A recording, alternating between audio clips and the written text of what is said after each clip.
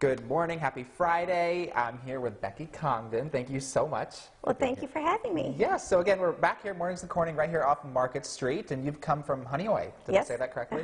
Yep. Honeoye, New York. Morning, there you go. So that's about an hour north of here. Yes, But you have ties to Corning. Yes. And it's thanks to what you do. What do you do?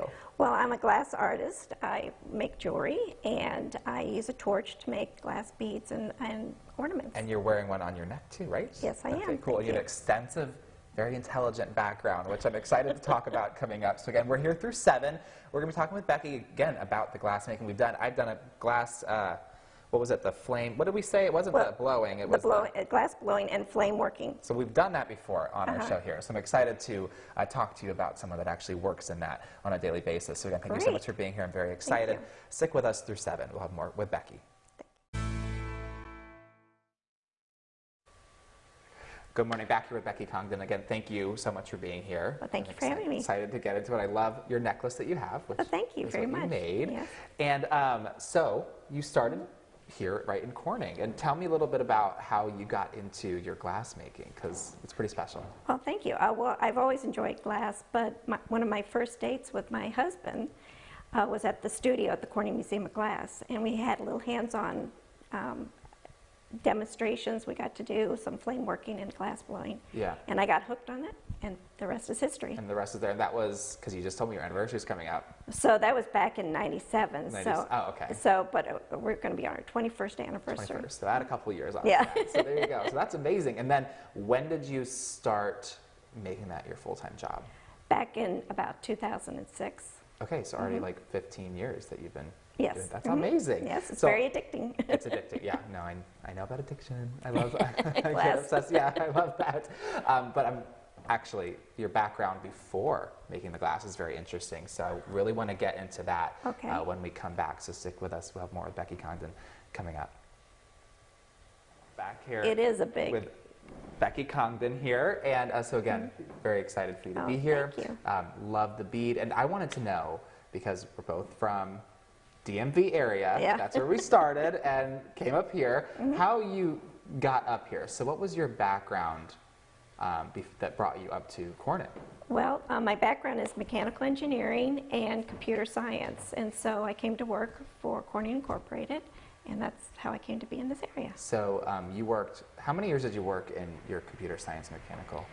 Oh gosh, it's about 20-some years. 20-something years, and now you're coming up on 15 with the glass. With the glass, so it's funny you went. That's, but it's also there's quite a connection there that you were telling me about on how that your skills with your glass making and the beads and the technicality is something that you used with your engineering as well. Yes, well, one thing about glass is I loved learning about the process and about the material, and you don't have to be into that to enjoy it, but I happen to enjoy the material and the science, and then also if there's kiln work or anything like that, I know how to program it very easily and things like that, and how to set up a torch. So I took one coding class in no, it's not difficult coding, but one coding, I had to retake it.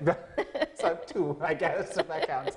But anyways, we have actually some pictures of your work coming up in our next hit, so stick with us, you won't want to miss that. But for now, I'm going to send it back to Nick, because we have a birthday to celebrate.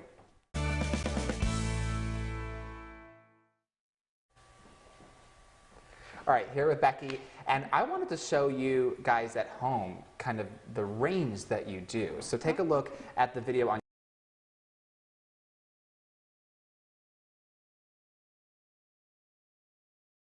do. Oh, thank you. Well, it's a variety. I like doing a variety of different shapes. I like rolling some of them in frit, which is crushed glass. I do hollow beads, which are very much lighter. That's what you're wearing today, right? Right, and you can make a very large necklace with lighter weight. And then I also like to do a twisted cane, which is another type of embellishment onto a bead. What is twisted cane?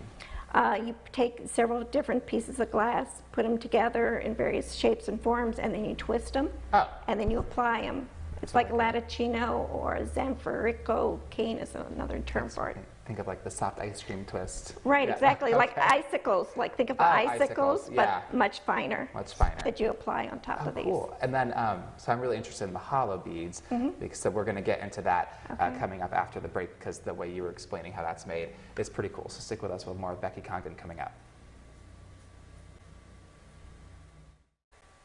Well, good Friday morning once again. Back here with Becky Congdon. Thanks you again. I'm very excited to keep learning about your background and the beads. And you have the hollow bead again on your neck. Yes. And it's counterintuitive to me because you said the hollow beads are actually can be stronger than a regular bead. And I want to know how they're made. Okay, the hollow bead, I make them. There's several ways you can make them, but I use what's called a mandrel. It's a hollow mandrel. It's basically a metal rod that's hollow inside, and then it's got a little hole on one side. And then you build 2 discs of glass on either side of the hole. And the whole time you're keeping it warm with the flame, right? Right. You warm the mandrel that's been dipped in what's called bead release. It's kind of like a powder slip to protect the metal. And then you build 2 glass discs on either side of the hole, and then you slowly push those ends together, edges together, and then when you blow in it, it puffs up. So instead of having to dip like glass blowing into a crucible, you're building it on the mandrel. Does it keep the shape, or does it cool off instantly, or how does No, you have to keep it warm, because I use what's called soft glass, and soft glass is very shocky and breaks easily. So you just warm it up in the flame, at the end of the flame, and slowly heat it up until it starts melting in, and then you puff it just like a glass blower does. And then how do you get the colors, the different colors in it?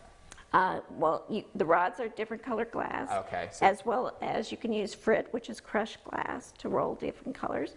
Or, as I mentioned before, you can use laticinos, which is twisted canes of different glass, and put it around. I think that's what I did when I was at Corning. I made a nice ball of that, so interesting about that. And we're coming up on the holidays, and you're telling me that you make some ornaments, so I want to talk about that coming up too. So again, great. Stick with us more with Becky coming up through 7.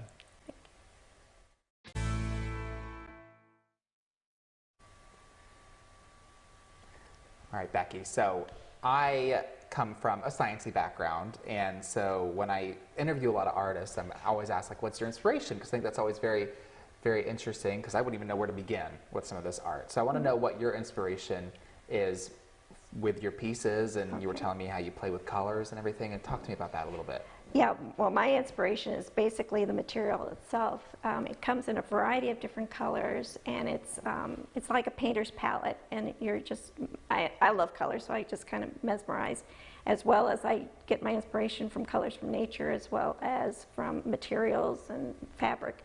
But what's nice about the colors that's different than just a painter's brush is that they actually interact with one another, some colors, which is very different. Yeah, so tell me about, like, what have you found that's like a good interaction? Like, do you have a combo that interacts really well together that you love, that's your favorite? Yes, when I teach, I always show students how to interact with the ivory with a turquoise. Ooh. And what's interesting, they're opaque colors, they'll interact with each other because the turquoise has a little bit of silver in it, and it interacts with the ivory and actually puts an extra black line around it.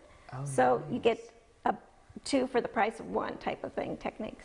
Okay, now what are 2 colors that you would stay away from, that you don't like interacting with each other? Well, or do you have any? I really don't. Oh, you but, don't?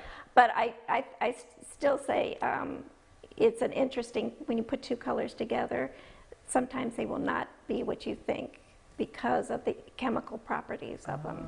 Yeah, that's something you have to know. Exactly, that's your science background too. I wouldn't do black and blue because that looks like a black eye. Okay. That's just personal. That's just my mind talking. Okay. Yes. Anyway, so we're going to find out where we can find all of our pieces coming up after the break, so stay with us.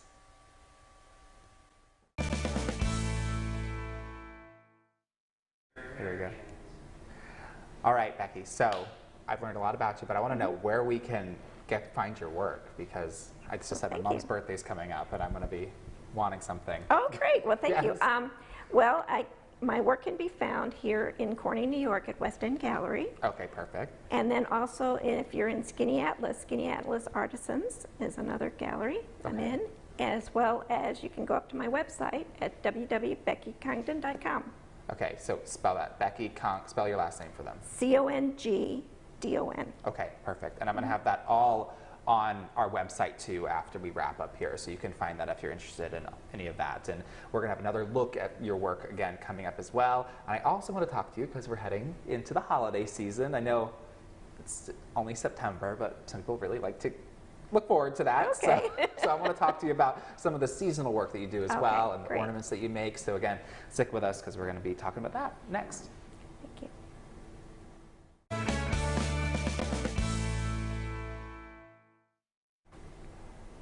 Okay, like I said, September, but you know, as soon as the weather starts changing, people really get into the holiday spirit already. I know I like to wait a little bit, but you do seasonal work, so now's the time to start thinking about that. Right. And tell me a little bit about, do you do jewelry, ornaments? Both.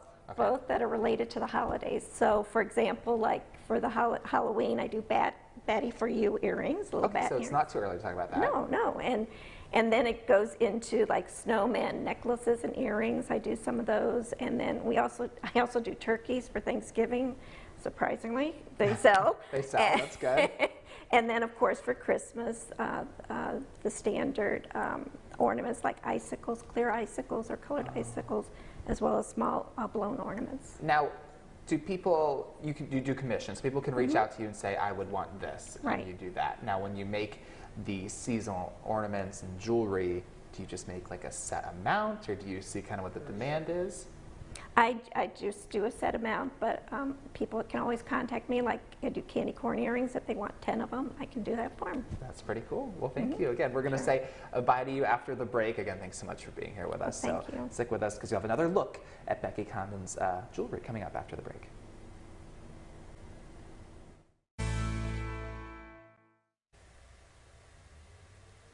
Thank you, Becky Congdon, for coming here. Well, thank you very much for having me. Yeah, no, I had so much fun on these mornings recording segment learning about what's here right in our area. So I really appreciate it. And tell everyone again where they can find your work.